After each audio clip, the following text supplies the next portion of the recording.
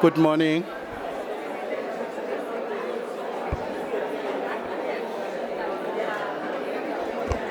Good morning. Molweni. Goeiemorgen. Ladies and gentlemen, welcome to LIASA Conference 2023. May we all stand as we get the rendition of the national anthem.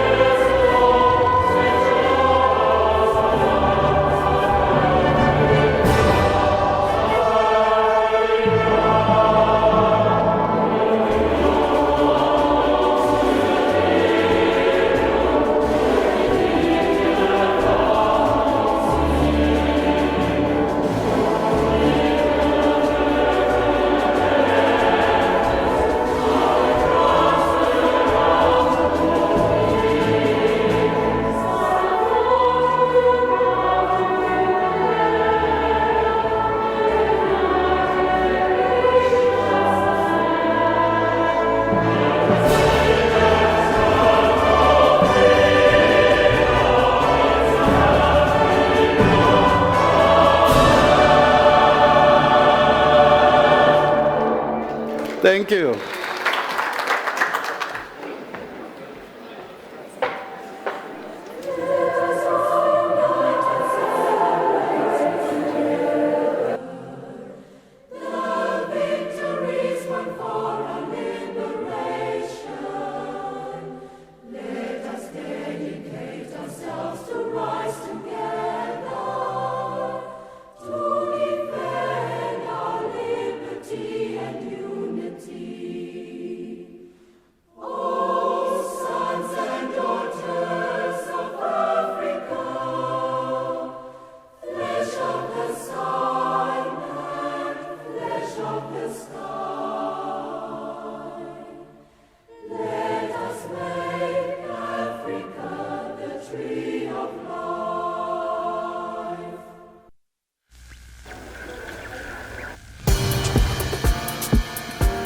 Libraries, the heart of knowledge, are entering a new era.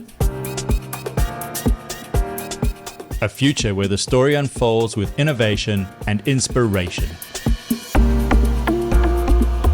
Where the past and the future converge. What will the library of the future look like?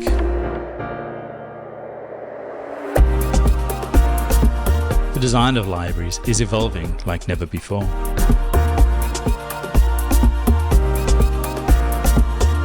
New spaces will emerge, each crafted to meet the diverse needs of future users. Library services are evolving too,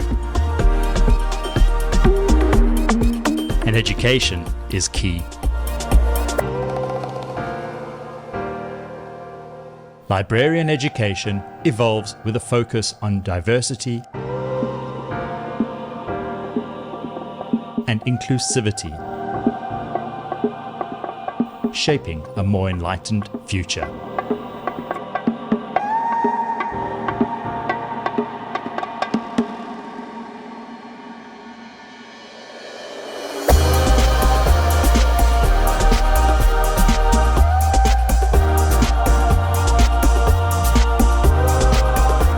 We are a community of innovators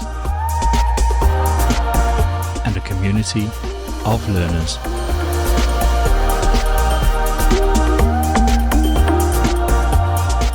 The Library of the Future is a tale in the making. A place where technology and tradition unite, shaping a boundless world of knowledge.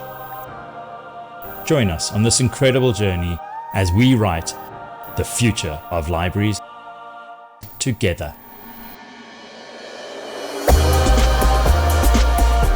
Welcome to the LIASA 2023 Annual Conference.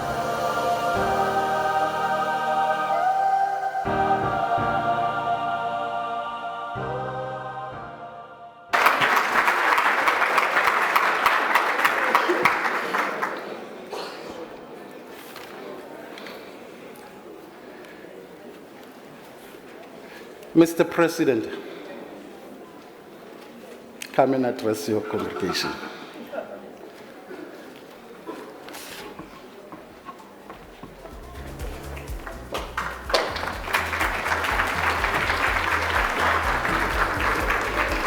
Amongst us, we've got visitors from the international community and the continent.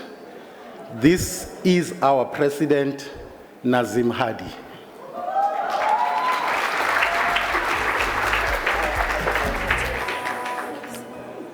Thank you very much, Program Director.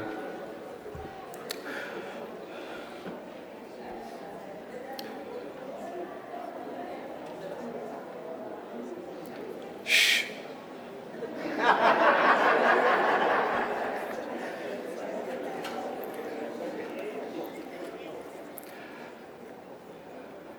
A warm welcome to the DGG for Heritage Promotion and Preservation, Mr. Vusitemba Ndima.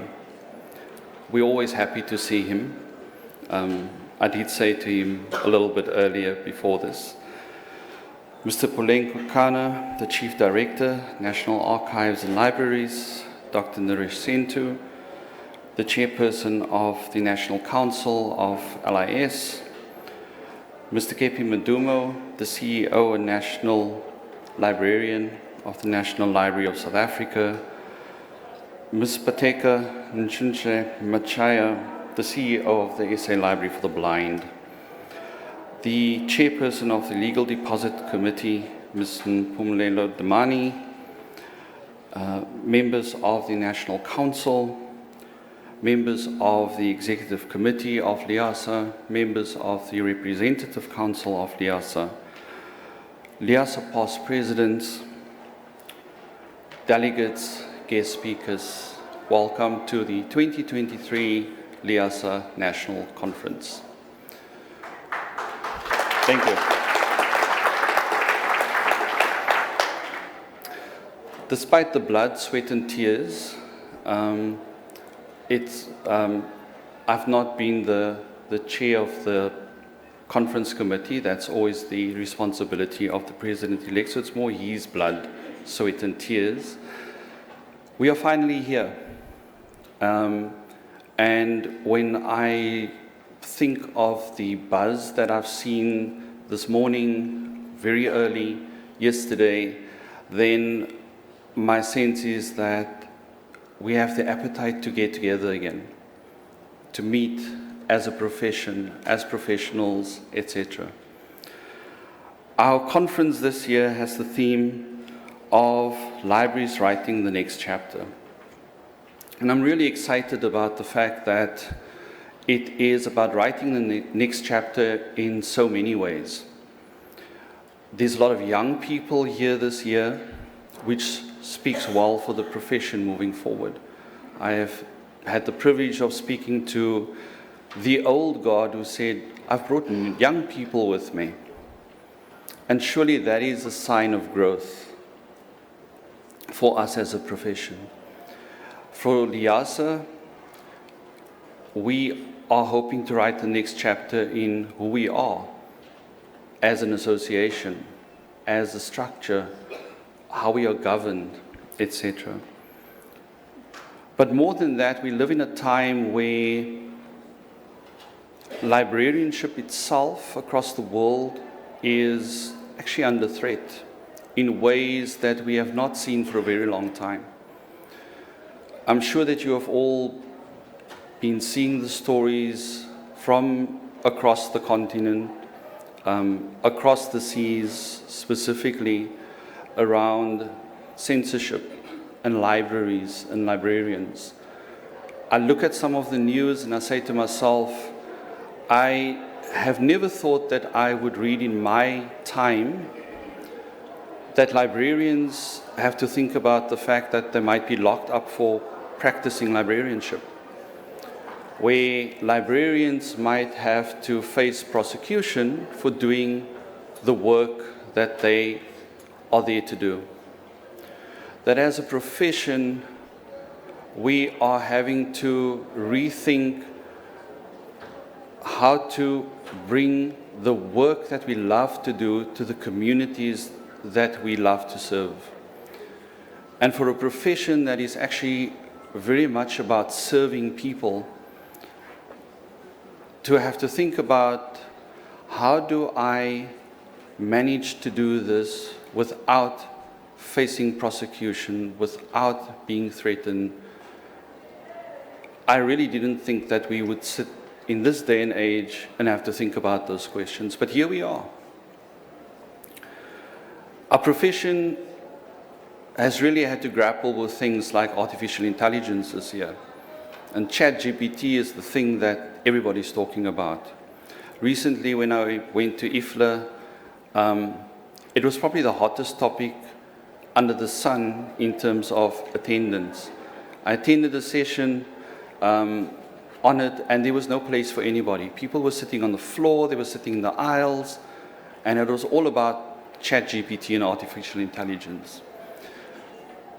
But the biggest statement that I took away from IFLA was a comment made by somebody at a plenary session.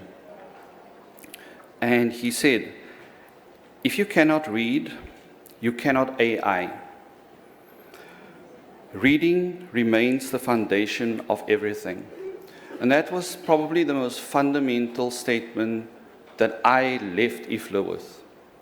Because despite all of the negative things that I have been talking about, that kind of underpinned for me that that's still who we are.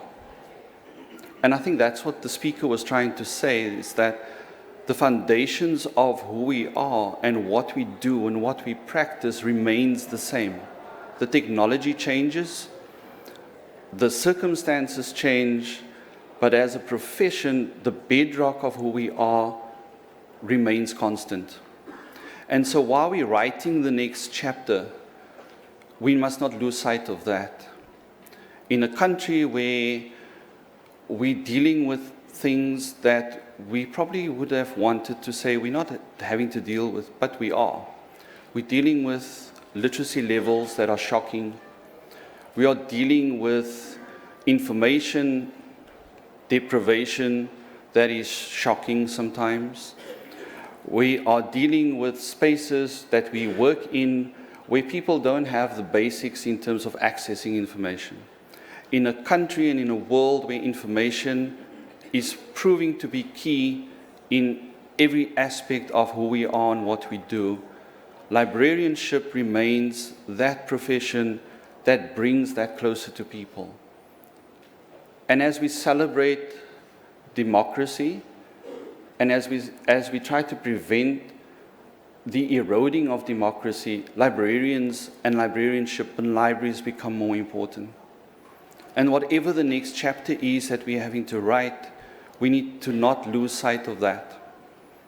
And so this program this year, I think, is a really exciting program. It speaks to things that are cutting edge, but it also speaks to the things that are fundamental to who we are and remain to be part of our profession. And so as you navigate this week, as you attend sessions, and this year we're not near the waterfront, so I hope to see that all the sessions are full. But I am mindful of the fact that we are actually quite close to the vineyards. And the beaches. Today is supposed to be a really hot day. But I am excited and I'm hoping that you will engage with the sessions, that you will engage with our speakers. I think we have worked really hard to put together a program that will cater to everybody. What I'm really excited about, and I'm not because I'm in that sector, what I'm really excited about is that there's quite a number of public librarians this year. Something that we always struggle with and the public librarians always complain about, and I think we've struck a really good balance this year.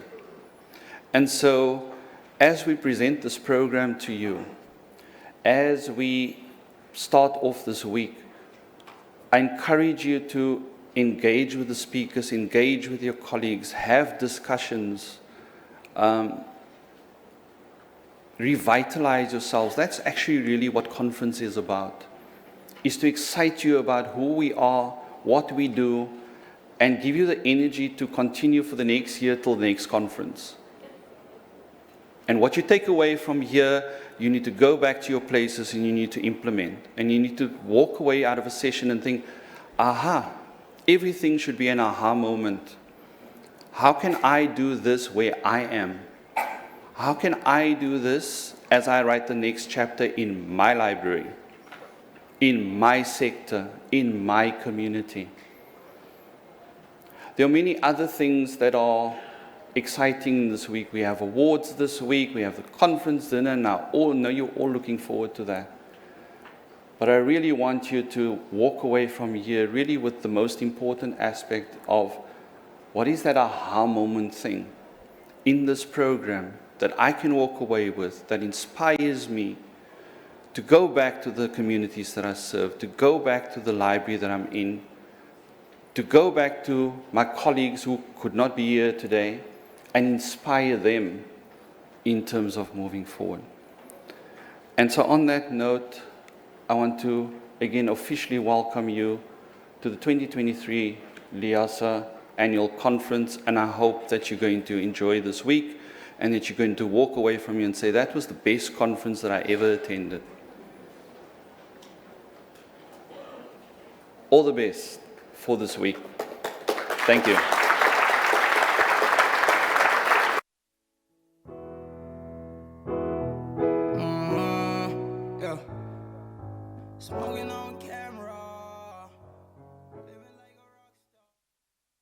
Ladies and gentlemen,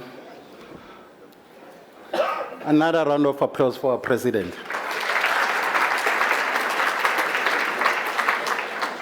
It gives me a great pleasure to welcome the daughter of the soil. If you turn to page 17 on your programs, you would see a dissertation or a thesis about an amazing human being. I will just take some few in introducing our guest speaker, Professor Mamokgehti Deputy Mada Phakeng. She holds a PhD in mathematics education from Wits University, and she has occupied quite a lot of senior positions in higher education, first at UNISA as the DVC, and recently here at the end of the Southern Hemisphere in Cape Town, University of Cape Town. Amongst her accolades, she is a recipient of the Bao in silver bestowed by our President of South Africa in 2016. She also holds an honorary doctorate degree of science from the University of Bristol in the United States. Another honorary doctorate in education from the University of Ottawa in Canada. Professor Mamokgehti Phakeng was also elected into the Academy of Science of South Africa in 2007 already. She was also holds an Golden Key International Honor in Society in 2009. And she was also elected to the Fellow of African Academy of Science in 2018 and a Fellow of the World Academy of Science in 2021. As you can see, she is an accomplished academic, but what comes closer to us is what I'm going to read now. She is affectionately known as a deputy mother because of the work that she does. She has a foundation called Adopt Elena. So our invitation today also contributed towards that foundation. So we should be proud as LIASA because we know that whilst we are going to benefit a lot from her being here, but also this foundation is going to get some few cents to be able to assist the learners. Ladies and gentlemen, Professor Deputy Mother Phakeng.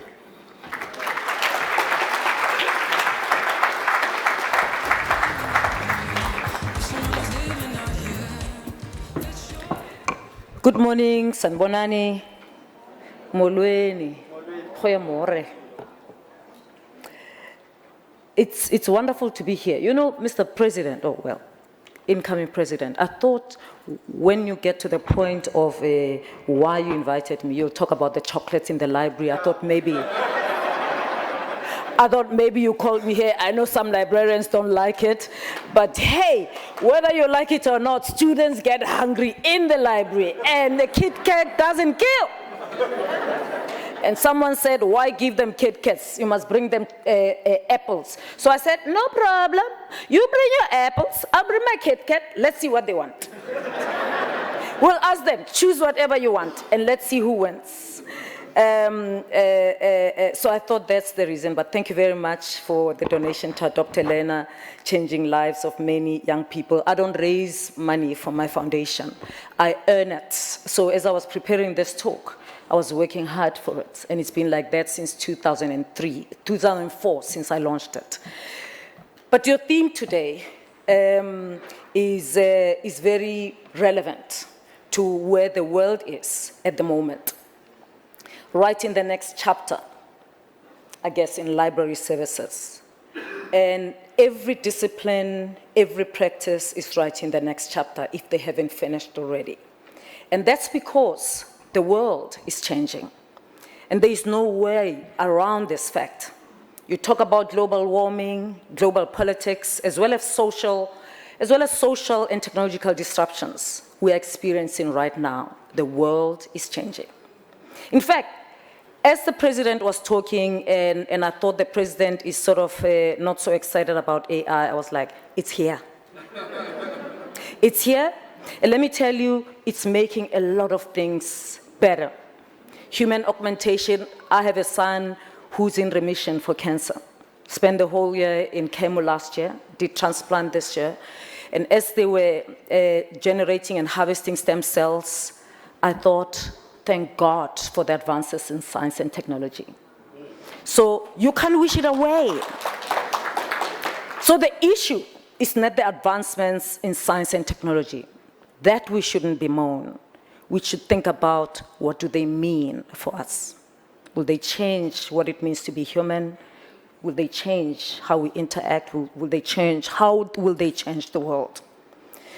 So librarians and libraries have to grapple with that and not see AI as their problem, because in many of our spaces, it is their solution.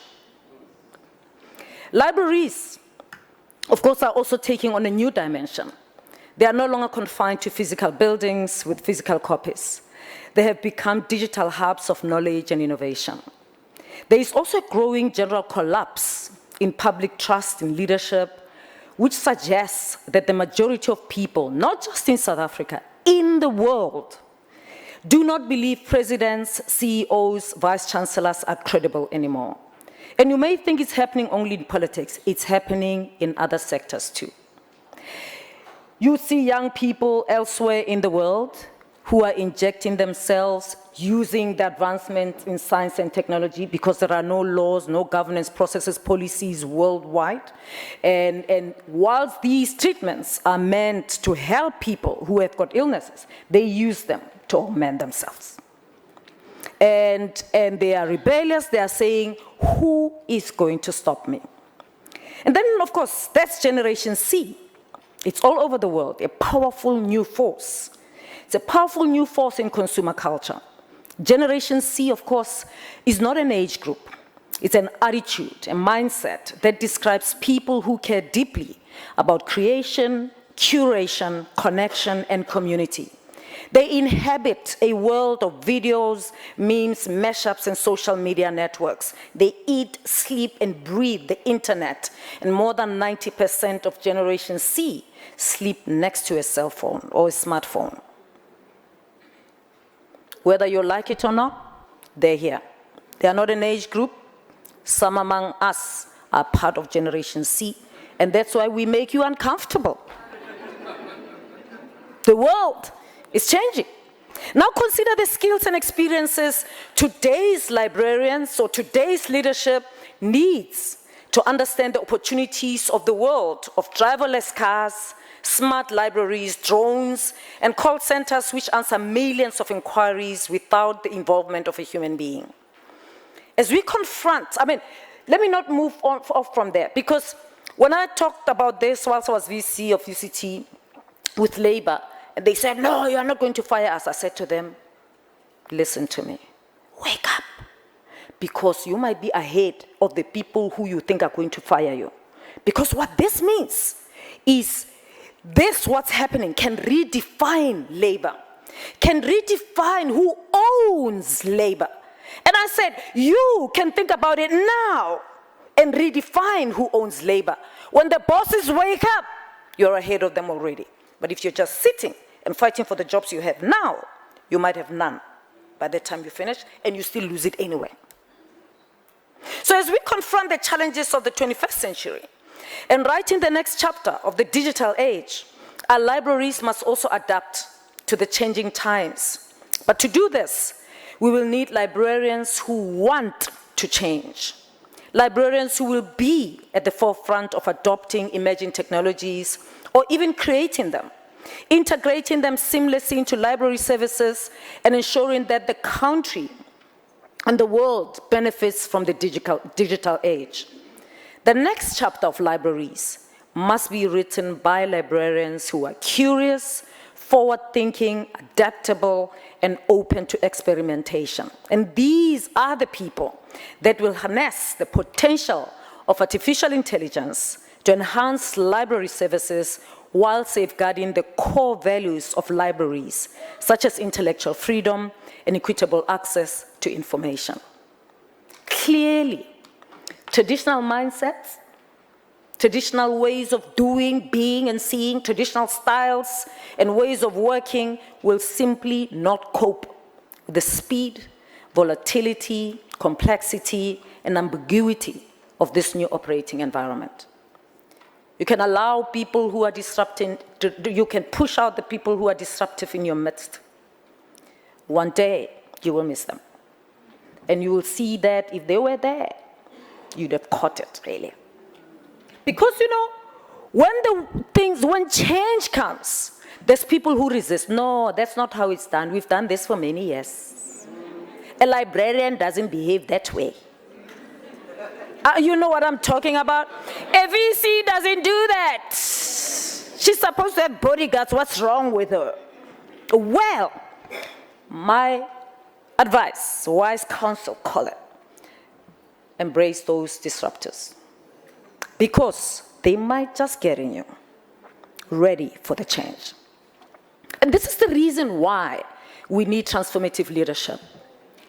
And when you think about transformative leadership, there are questions that pop up. What skills and mindset do we need to inspire, motivate, and retain Generation C as interested and committed students, library users, valued employees, or even law-abiding citizens?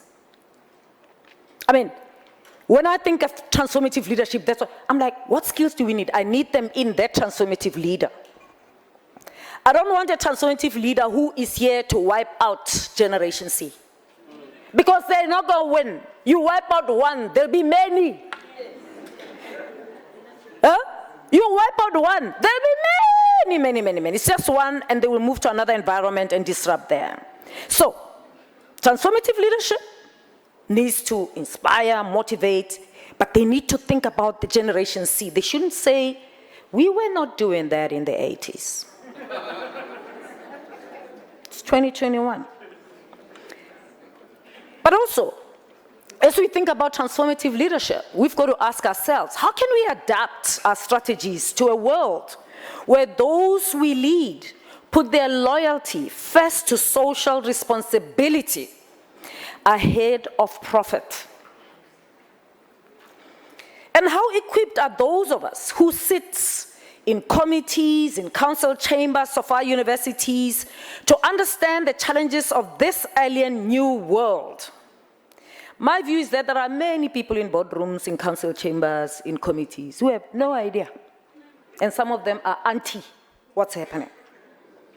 Using the mindset of the past to solve the problems of the future will simply not succeed. In the face of these changing times and integration of AI, mindsets of the past will slow down our progress, if not keep us in the past. Like everything else, leadership evolves, and we are now at a moment where leadership needs to transform. Not only who is leading, but how we lead. The days of leaders having complete command over their organizations are gone. It is time for transformational leadership. The days of having the leader, having all the resources and parking with the cover and all the many slaves who come around and open your door and put a jacket on you are gone. The leader needs to be close to their people. If you're not closer to the ground, one day the ground will wake you up. Transformational leadership is about being inspirational and yet calming, visionary and yet down to earth, right and yet not afraid not to know. Transformational leaders must be monarchs, but also very human and able to navigate their organizations through multiple, often paradoxical demands, emanating from an increasing and increasingly active array of stakeholders. The key is moving from a single-minded command and control mentality to a more agile form of leadership that balances command with purpose, nimbleness, adaptability, and collaboration. Note, when I say transformational leadership, I'm not talking to indecisive people who don't hold people accountable. No. You hold them accountable. Whether they're big, whether they have power, and nobody has ever managed to, you hold them accountable. And if you need to discipline, you discipline them. If you need to fire them, you fire them. Process, you follow it. People must be. The reason why our country is where it is right now is because our leaders think the only transformation we need is of race. Askis, did I touch you on your studio about bodyguards? I saw when I said bodyguards and opening doors and wearing, oh, I don't know who the comrade here in front is. But they got very uncomfortable. Hey, it's very nice to be retired and working for yourself. I don't get a payslip from anybody, so I can say anything. Nobody.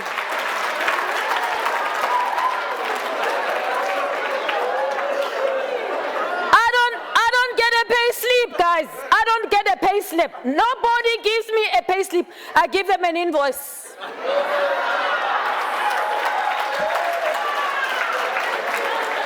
But also, here's the thing. You don't have to have me. You can leave me. On my own, you don't have to have me. Okay? You don't have to have me.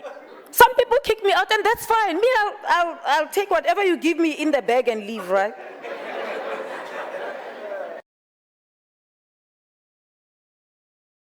And I can sleep in my very comfortable house, not the VC's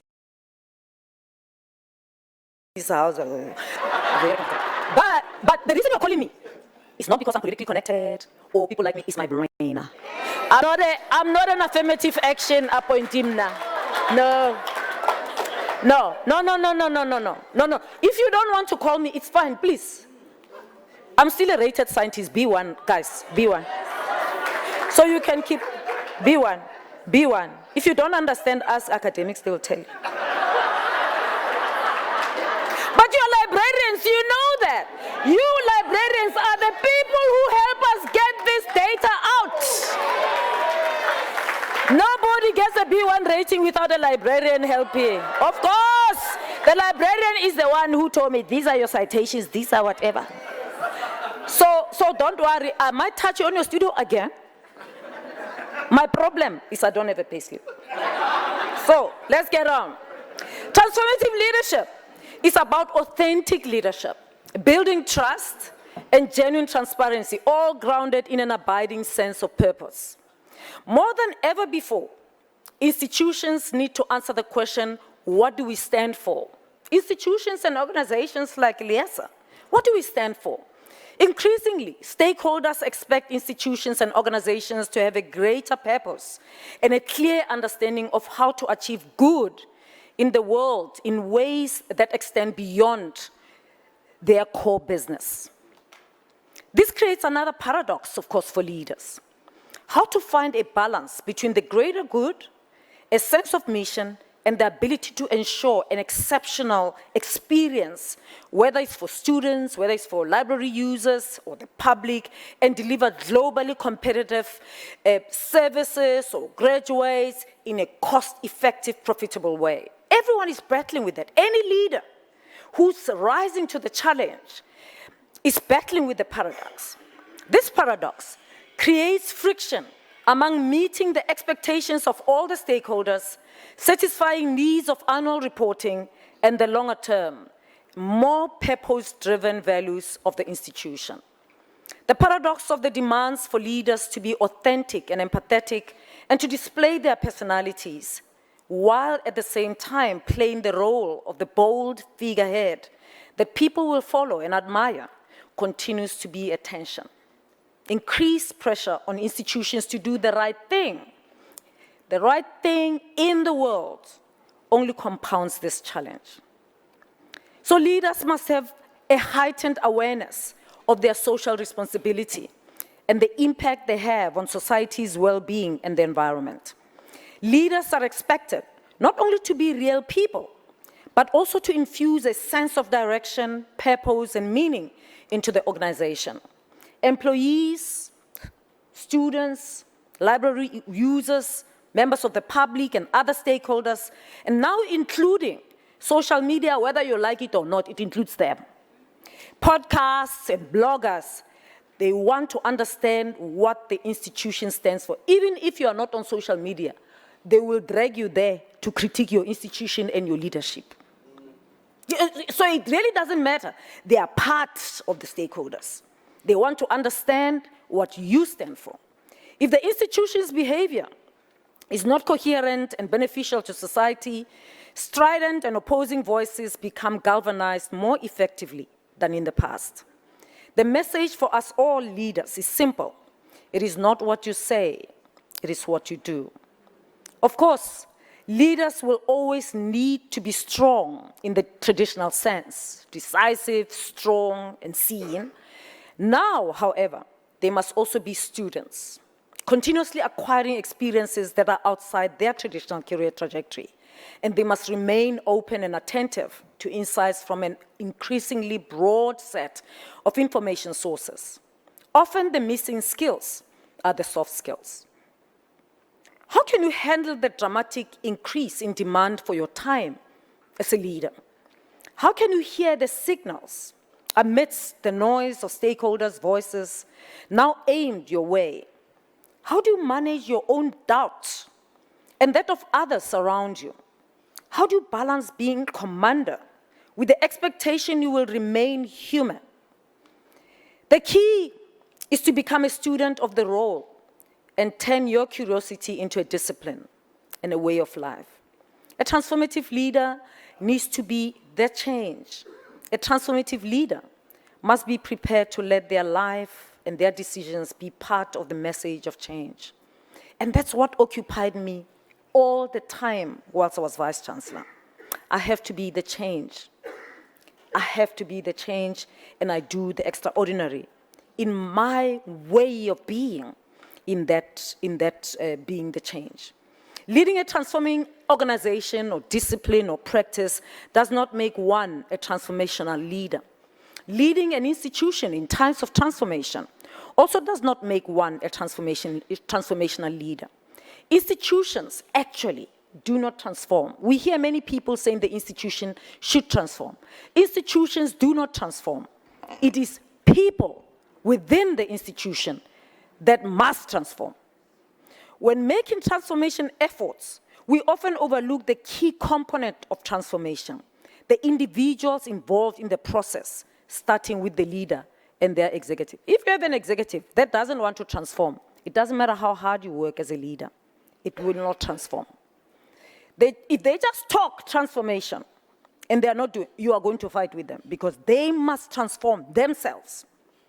It is people who craft policies, and that's why it is people who must transform, because it's the people who craft policies of the organization, of the university, of the entity.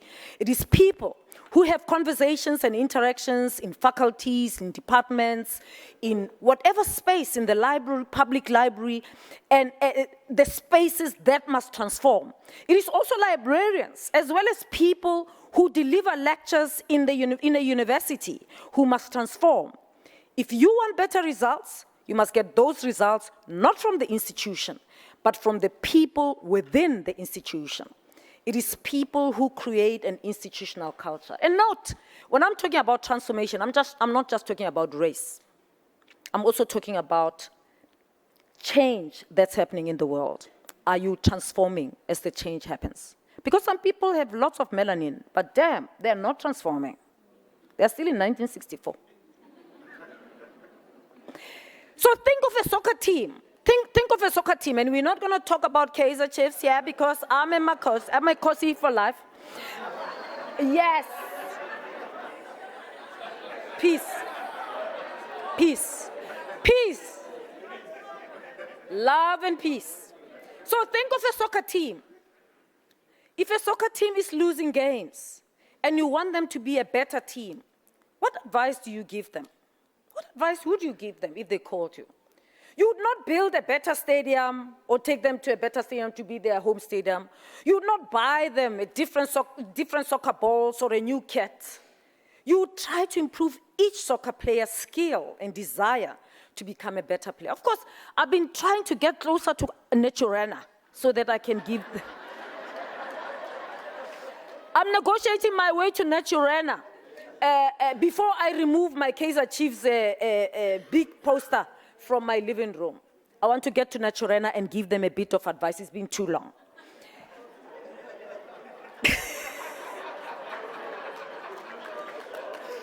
So, that's what you do. You work on the soccer player skills, their desire to become a better player, and their hunger for winning. Yet often in institutions, it seems like we do everything but address the concerns and desires of our students, our users, and our employees. Of course, it's true that sometimes tools, technologies, and methodologies are needed for transformation. However, when used alone, they are insufficient and often move the organization backward. Transformative leadership is not comfortable. It's not comfortable for the person who's doing it and the people who are experiencing it. Not because it's bad, but because people are just not used to it. Hey, the last VC wasn't doing like this, you know. Auntie, where's her bodyguard, man? Because it's just uncomfortable. It's something that you're not used to. It involves breaking new ground and possibly falling for the person who's doing for the transformative leader themselves. It comes at a cost often. Even though the institution needs it, it comes at a cost. So it is with sober reflection that I have had to consider not just what I might gain as a university leader, but also what I am willing to give up as a university leader. I've certainly sacrificed my privacy as a university leader. Personally, I decided I don't want to lose who I am. That's the one thing that I said that I do not want to lose. I want to be authentic because authenticity makes your leadership more believable. That means bringing in my culture, my values, bringing who I am into the job. Because I thought that's the only way I can succeed. But that's risky. As I said, you can fall, you can get pushed, you're sacrificing yourself, you open yourself up. Even if the institution needs it, not everyone recognizes or appreciates it. Society's expectations of institutions and leaders has increased dramatically in recent years. In this new, more disruptive and faster-paced world, where leaders are faced with leadership paradoxes at every turn, we must constantly carve out time to gather fresh inputs from a variety of internal and external sources, challenge our own perspectives and prejudices, and embrace continuous learning. Historically, leaders have not spent as much time challenging the way they do things, or even challenging themselves, as they now must do. Right now, we challenge ourselves more, we have to challenge ourselves more often than previous leaders had to do. Transformative leadership is about challenging oneself to doing what has not been done before and risk failure. You have to risk failure. If you have no capacity for shame, then you should forget about being successful. And risking failure means that you can be shamed. And that's why things are not changing. And people think it's okay. No. The fact that you don't have a riot in your library doesn't mean you're great. No. You might just be good. Remember, Jim Collins says, good is the enemy of great. And the reason why we don't have great libraries is because we've got good libraries. And good libraries need to be disrupted by transformative leadership. But that's a huge risk. But if you take that risk, the reward that comes with its success is great. So you've got to be obsessed with the possibility of success, not the possibility of shame. But you've got to say, I'm willing to take the shame because this that we are doing has got a greater possibility for success. If you are not willing to say, if it brings to shame, I'll take it, then step back. Let those of us who are willing, who've got the greater capacity for shame and therefore success, take it. And that's why I went to Kilimanjaro this year in July and summited on the highest summit, because I was willing to take the shame. Listen, I knew that if I go to Kilimanjaro and I don't make it, News 24 is going to have such a field day. They'll say she's failed again, right? But I knew the success will be so much greater. So much greater. It will inspire so many people. If I summit at Uhuru, not at the lowest summit, at the last highest summit. And that's exactly what it means. In leadership, during times of change, we need transformational leadership who are willing to take that scary step forward, knowing that they could be harmed, they could fail, they could be pushed out, and they might not make it, but taking the step is much more worthwhile than staying comfortable. I wish you everything of the best in your conference. I hope you have some people who make you uncomfortable and that you can start thinking outside the traditional librarian. Thank you very much for inviting me.